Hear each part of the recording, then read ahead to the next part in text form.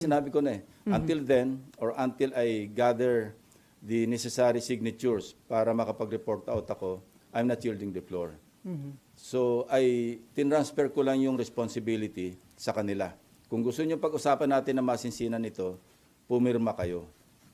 Wala namang masamang pumirma. I cannot understand for the life of me, bakit hindi ka pipirma? Si Senator Erwin nga, di ba, he already indicated or manifested na may mga disagreements siya, but still he signed. Para lang mapag-usapan, para kung ano yung hindi siya nag-agree, may introduce na as amendments or i-discuss namin by way of interpellation. So, ganun dapat. So, kaya hindi ko maintindihan, pwede ka rin naman magpirma na hindi ka sang-ayon, altogether, di-dissent ka, at least pumirma ka. So, talagang mahirap maintindihan. Except for one possible reason, at ito in-indicate naman, sinabi naman ni Senate President, kasi noong sinabi niyang tutulungan na lang kita na mag-gather ng signature. So he called, I think he called some of them.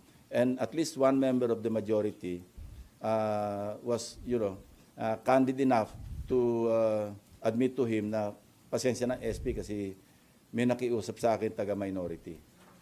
So I can just surmise, based on that response, na posible rin, I'm not passing judgment on any senator for that matter, particularly members of the majority bloc.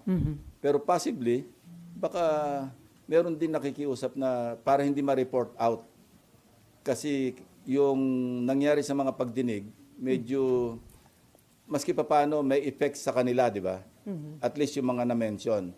So kung i-report out pa ito, at mame-mention na naman, yun lang ang iniisip ko. Kaya possible na, hindi lang possible, talaga may nakiusap at least one from the minority nakiusap sa at least sa isa sa majority. Sir, balikan ko lang yung tungkol sa mga ayaw pumirma sa committee report ninyo. Sabi nyo yung isa, candid enough to say na kasi may nakikiusap. Sir, katanggap-tanggap ba yan na gano'n na lang pag makiusap, hindi na lang pipirmahan yung isang legitimate document naman, sir, ng Senado? Human factor. And I understand. Sabi ko nga, while I disagree, naintindihan ko yung kanilang mga rason, whatever reasons they have for not signing. Kasi lahat naman tayo, di ba? Merong human element within us. Hindi lahat ng tao napaka-rigid. Meron talagang flexibility somewhere. So, yun. While, sabi ko nga, hindi katanggap-tanggap, pero dapat intindihin natin. Kasi alam niyo naman sa Senate, matagal yung pagsasama. Maski pa paano yung human element, yung human factor, yung human relations, papasok. How's your relationship with